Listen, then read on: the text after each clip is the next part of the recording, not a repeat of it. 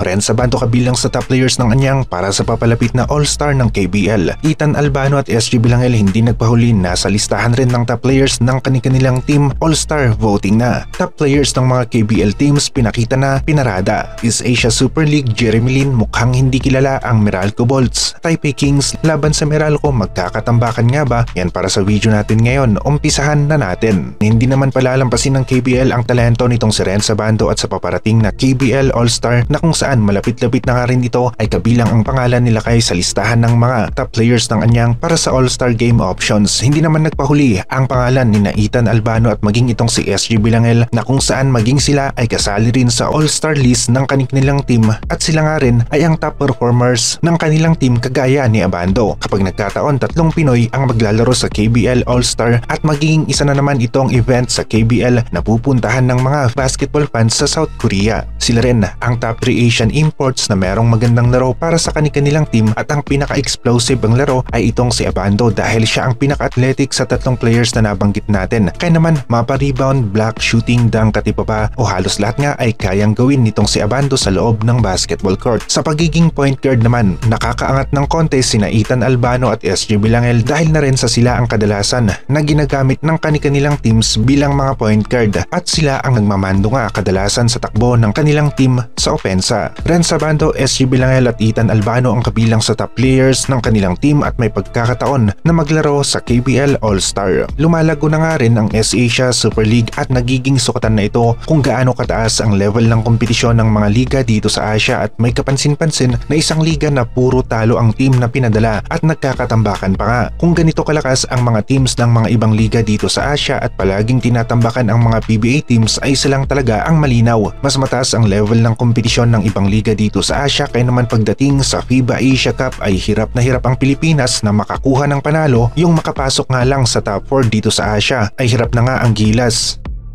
May laro nga ang Meralco Bolts laban sa team ng New Taipei Kings na pinangungunahan ni Jerry Lim, ang dating NBA player. Meron pa silang imports na mabigat nga rin maglaro kaya naman asahan na natin na mahihirapan ang Meralco Bolts sa larong ito. Yun ay kung hindi nga sila matambakan na naman. Nabanggit rin ng dating player ng Bay Area Dragons na si Blankley na ngayon ay miyembro na ng New Taipei Kings na itataas pa nila ang level ng kompetisyon. Ibig sabihin hindi sila nagbibiro at gusto nilang mag-champion dito sa East Asia Super League. We're gonna set the bar high, that's what we're gonna go for.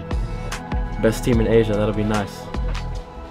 Nabanggit rin ni Blankley na magandang pakinggan ang best team in Asia. 2 import, meron pang Blankley, Jeremy Lin at top locals ng New Taipei Kings ang makakalaban nga ng Meralco Bolts at iisa nga lang yata ang patutunguhan ng larong ito at alam ko na parehong-pareho na nga tayo ng iniisip tungkol nga sa magiging resulta ng larong ito. Balik tayo sa KBL at isang malaking pagbawi ang balak ngayon ni Abando mula sa kanilang pagkatalo. Hindi nga nagustuhan ni Abando at ang kanyang team ang kanilang ipinakitang laro sa kanilang last 2 games dahil masyado silang maraming pagkakamali sa mga larong iyon at dismayado sila sa kanilang naging performance. Kaya naman bilang mga defending champions ay alam na natin kung ano nga ang nasa isip nila at ito ay makabawi at ang manalo. Balik tayo sa Meralco laban sa New Taipei Kings at mukhang hindi nga rin kilala ni Jeremy Lin ang team ng Meralco Bolts. Ang malaking expectation ng masa o Filipino basketball fans ay magkakatambakan nga dahil na rin sa ang lakas ng laro ng New Taipei Kings dito sa East Asia Super League habang ang Meralco Bolts naman ay pinanis ni Carl Tamayo at ng Ryokyu Golden Kings sa kanilang last game dito sa East Asia Super League. Napag-iiwanan nga ang PBA sa East Asia Super League at gusto talaga ng mga fans na sa susunod naman ay ang Ginebra team ang ipapadala at baka makakuha pa nga sila ng panalo. Bilog pa rin naman ang bola at pwedeng magbago ang expectation ng mga fans kapag nagharap na ang New Taipei Kings laban sa team ng Meralco Bolts.